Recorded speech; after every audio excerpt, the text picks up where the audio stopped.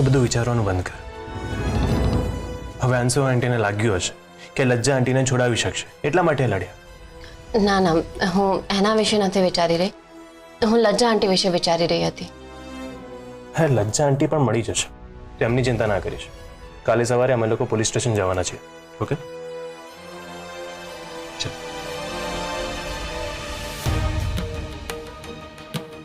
કંઈક તો છે અંશુ આંટીના મનમાં, પણ એ વ્યક્ત નથી કરી રહ્યા. એ ઘરમાં કંઈક જુદા છે અને બહાર કંઈક બીજું જ છે. અને હું એ જાણીને જ રહીશ કે શું ચાલે છે એમના મનમાં. એમને બહેનો સાથે આવું વર્તન શું કામ કર્યું?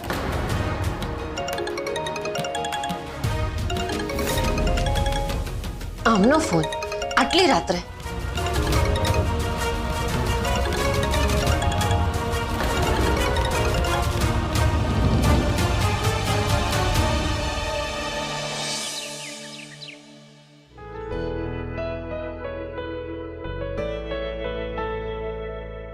હે ભગવાન, ઘરમાં બધાના જીવનમાં કેટલી તકલીફ છે. લજ્જા આંટી મળી નથી રહ્યા. મોટી બા પણ ધીમે ધીમે બધું જ ભૂલી રહ્યા છે.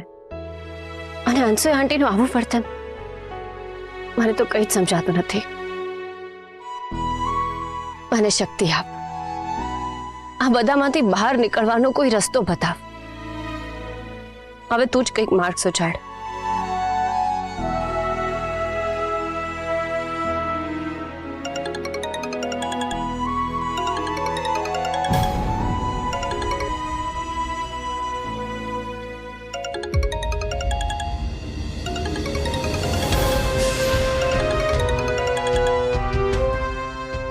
સરગમ પ્લીઝ ફોન ના કાપતી. સરગમ પ્લીઝ.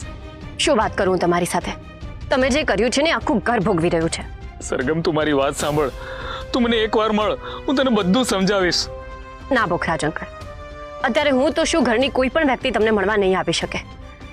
ઘરમાં એટલું બધું ચાલી રહ્યું છે, એવી પરિસ્થિતિ છે ને કે કોઈ મળવા નહીં આવી શકે. પ્લીઝ સરગમ પ્લીઝ, એકવાર તો મારી વાત સાંભળ. તું મને મળ, હું તને બધું સમજાવું છું. પછી તને જે યોગ્ય લાગે એ કરજે. આ પરિસ્થિતિમાં તું જ એક એવી વ્યક્તિ છે જે મને મદદ કરી શકે એમ છે. પ્લીઝ સરગમ. ઠીક છે, હું આવું છું.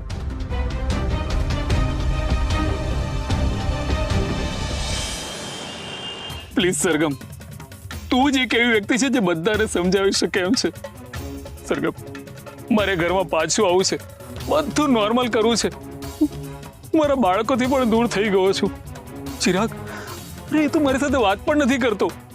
અને પરી, એ તો મારા પર ગુસ્સે છે. મારા બાળકોને મળવું છે, મારી માને મનાવી છે. જો તું કહીશ ને તો મોટી બા ના નહીં પડે. પ્લીઝ સરગમ, કંઈક કર. માન્યું કે મેં ભૂલ કરી છે, પણ મારે બધાને મળવું છે. મારા કર્યાની માફી માંગવી છે. સોરી પોખરાજ અંકલ, પણ અત્યારે હું કોઈને કંઈ જ નહીં સમજાવી શકું. પરિસ્થિતિ જો કદાચ સામાન્ય હોત તો કંઈક પણ પ્રયત્ન કરી શકતી કે તમને કોઈ માફ કરી દે. પણ જે કંઈ થયું છે એના પછી તું કંઈ જ નહીં કરી શકું. શું થયું છે? લજ્જા આંટી જ ગાયબ છે.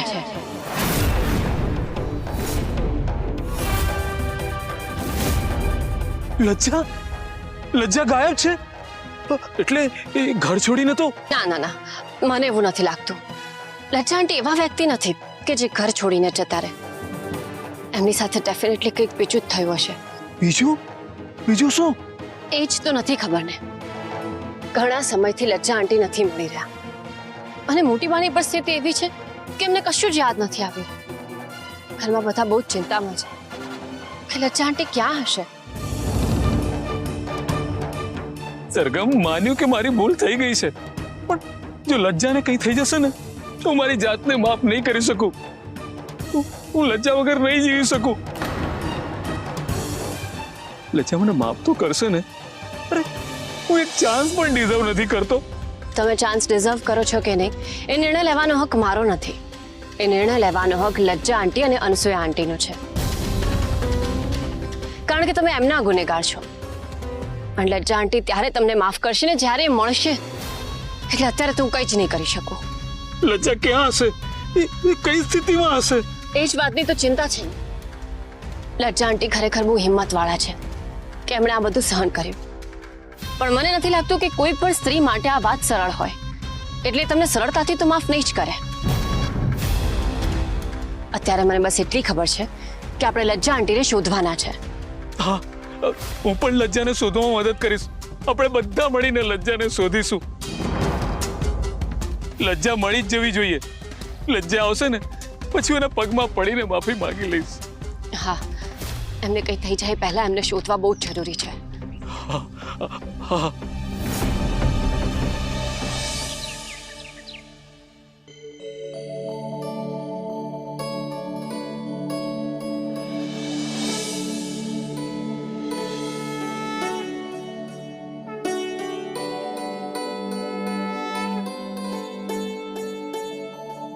મીરાબુ, બધી તૈયારીઓ થઈ ગઈ? હા મોટી બા.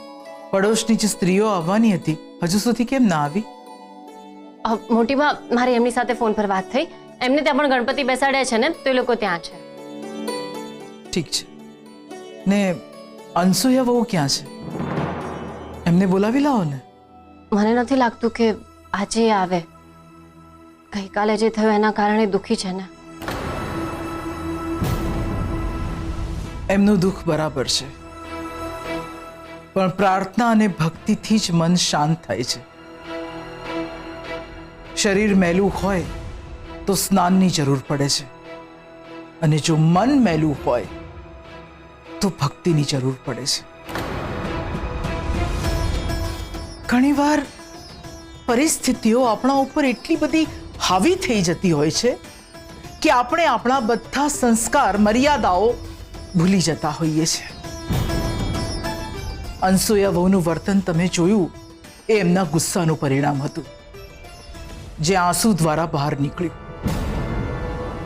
માણસ હંમેશા ગુસ્સામાં ખોટું કામ કરે એવું નથી હોતું. ક્યારેક એ દુઃખી હોય કે રડતા રડતા પણ એનાથી ખોટું કામ થતું હોય છે. એનાથી માણસ ખોટો છે એવું આપણાથી ના સમજી શકાય. એટલે અહીંયા આવશે તો એમને સારું લાગશે. જો આ અનસુયા આંટીનો ગુસ્સો જ હોય તો આ કોઈકનો જીવ લઈ લેનાર ગુસ્સો છે.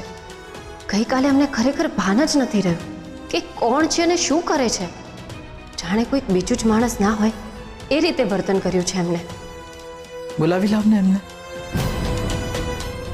હા, હું જાઉં છું.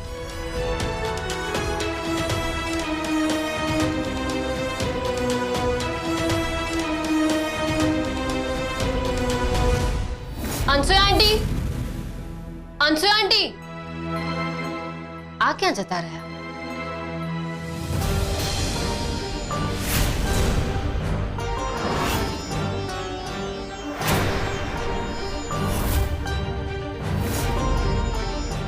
શું થયું બેટા? હું તમને આરતી માટે બોલાવવા આવી હતી. બેટા, મારા મનમાં જે છે એ મારે તને કહેવું છે. હા, બોલો ને. બેટા, ગઈકાલે પેલા બહેનોએ મારું અપમાન કર્યું, પણ મારી સાથે મોટી બાનું પણ અપમાન કર્યું. એ મારાથી સહન ના થયું. એટલે ગઈકાલે રાત્રે ગાર્ડનમાં જઈને એ બંને બહેનોને મેં એક એક લાફો મારી દીધો. મને ગઈકાલે રાત્રે બહુ ગુસ્સો આવી ગયો હતો. મારા મોટી બા વિશે કોઈ કંઈ પણ બોલી જાય એ મારાથી સહન ના થયું. હું મારા ગુસ્સા પર કાબુ ના કરી શકી. મને બહુ જ ગુસ્સો આવી ગયો હતો. એટલે જ બેટા, આરતીમાં આવીને મારે આરતી નથી બગાડવી. ગઈકાલે જે થયું એ ખોટું થયું, પણ હવે જે થયું એને ભૂલી જાઓ. એ લોકોએ પણ તો તમારું અપમાન કર્યું જ હતું ને. હા, સાચી વાત છે. લોકો મને એવી સ્ત્રી સમજે જ છે અને એવી સ્ત્રી જ માનશે.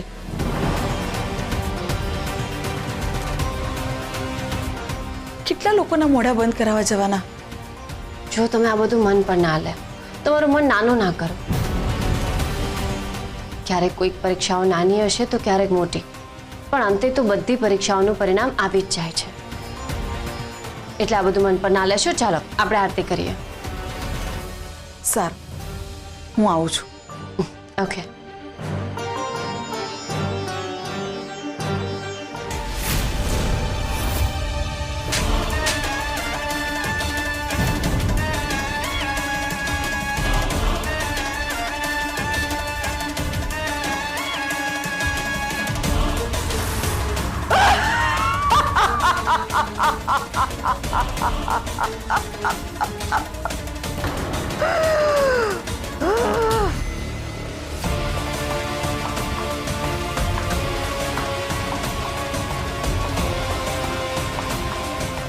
આ શું કર્યું અંસુયા તે? આ મંગળસૂત્રને અહીંયા રખાય? હા, હમણાં બધાને ખબર પડી જાત કે લજ્જાને મેં ગાયબ કરી છે. મારે અંદર રહીને તું મને છતી કરી રહી છે. હા, હમણાં આને ખબર પડી જાત. સારા બનવાની સજા તું ભોગવ. મારે નથી બનવું સારા, કારણ કે હું અનામિકા છું.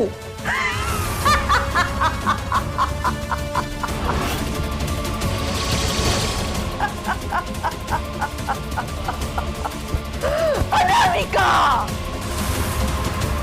તું બધાનું સાંભળી સાંભળીને દુખી થાય, પણ હું નહીં. જોઈ છે તે તારી જાતને ક્યારેય? બંને અલગ છીએ, તદ્દન અલગ. તું લોકોનું સાંભળી સાંભળીને દુખી થઈને રડી રડીને દુખી થાય છે, અને હું જેવા સાથે તેવા થવા વાળી વ્યક્તિ છું. જે મને બોલી જાય છે એની તો હું જીભડે જ ખેંચી લઉં છું, કારણ કે હું કોણ છું? અનામિકા.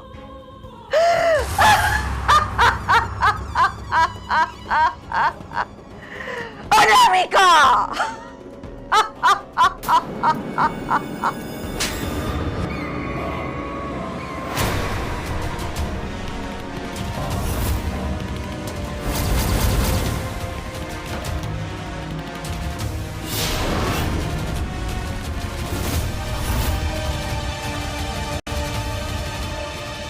ગણપતિ બાપ્પા મોરયા, મંગળ મૂર્તિ મોરયા.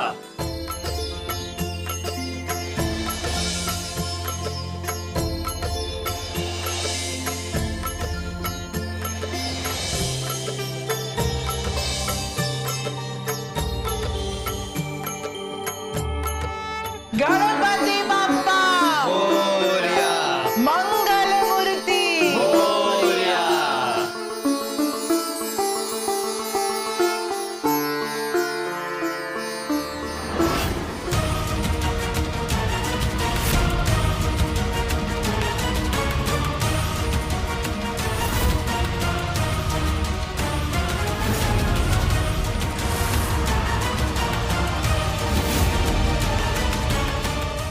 હે વિઘ્નહર્તા, તમે તો તમારા દુશ્મનના પણ વિઘ્ન હરી લો છો, તો હું તો તમારી ભક્ત થઈને પ્રાર્થના કરું છું. પ્લીઝ મારા લજ્જા આંટીને પાછા લાવી દો. એ જ્યાં હોય ત્યાં સુરક્ષિત હોય, હું તો એ જ ઈચ્છું છું. હે ભગવાન, મારા સંતાનોના જીવનમાં કોઈ વિઘ્ન ના આવે અને મારો પરિવાર હંમેશા ખુશ રહે, બસ એ જ મારી પ્રાર્થના છે. બપ્પા, કંઈક તો એવો માર્ગ ચિંતો, કંઈક તો સંકેત આપો.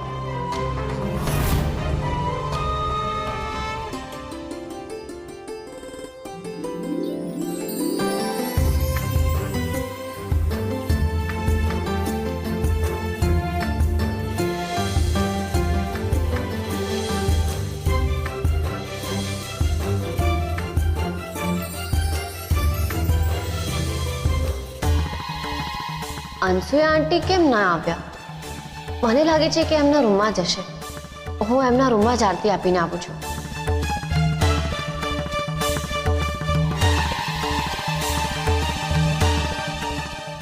અનસુયા આંટી! અનસુયા આંટી! અનસુયા આંટી! અનસુયા આંટી નીચે પણ નથી અને રૂમમાં પણ નથી, તો પછી ક્યાં ગયા એ?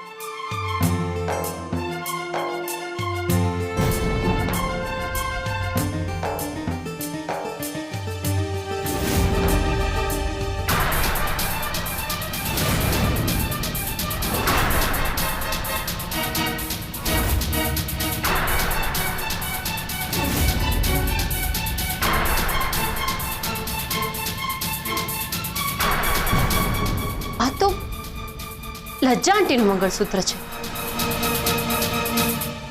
હા, અનસૂયા આંટીના રૂમમાં શું કરે છે?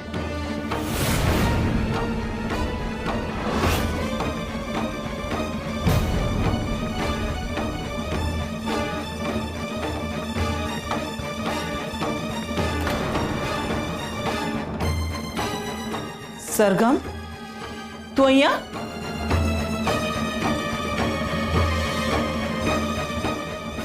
હા, હું તમને આરતી આપવા માટે આવી હતી,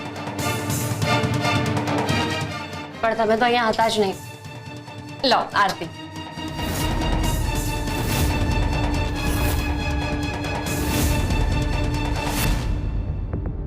અરે આરતી લો ને. અરે આરતી લો ને.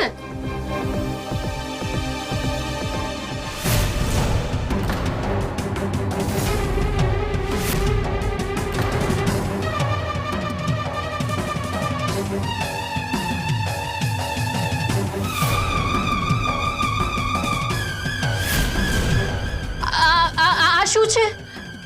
આ બધું કેવી રીતે થયું? તમે ક્યાં ગયા હતા?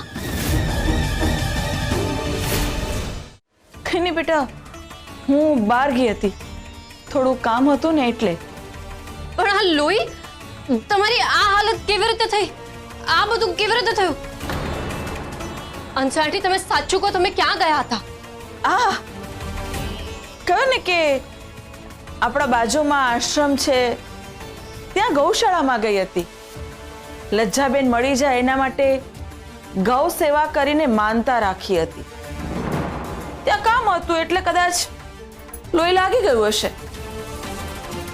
પણ તારે કઈ કામ હતું કે શું? શું કામ હતું સરગમ તારે અહીંયા? મને કેમ એવું લાગે છે કે અંશુએ આંટી ખોટું બોલે છે. એ કંઈક તો છુપાવે છે. એમના મનમાં શું ચાલે છે એ જાણવું પડશે. શું કામ આવી તું અહીંયા? બોલ સરગમ, તારે કઈ જોઈએ છે? ના ના, મેં તો કહ્યું ને, હું તમને આરતી આપવા આવી હતી. એકચ્યુઅલી મને તમારી ચિંતા થતી હતી.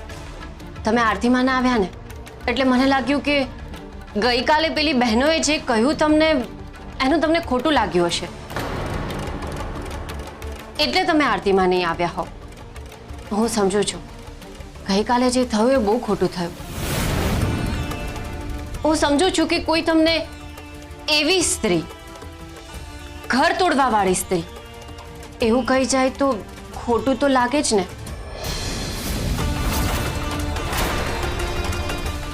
મને ખબર છે તમે કોઈ ઘર તોડવા વાળા થોડી છો, એટલે કોઈ આવું કહે તો ખરાબ તો લાગે જ ને.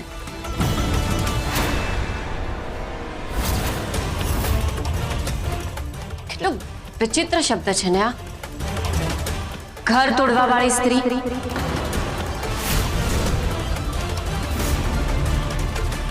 ફરીથી એ શબ્દ મને કહ્યો, ગળું દબાવી નાખીશ એનું હું.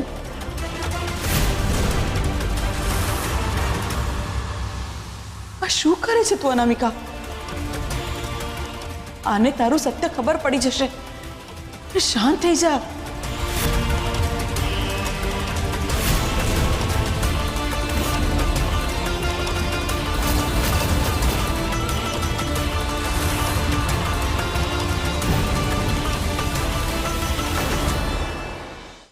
સરગમ, હું આવું. હા,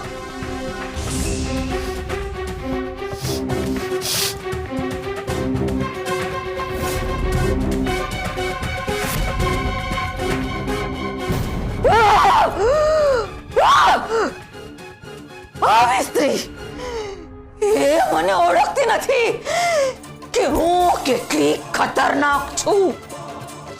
લજ્જાની સાથે સાથે હું એને પણ મારી નાખીશ. હજી એ મને ઓળખતી નથી હું કોણ છું. અનામિકા, અનામિકા છું.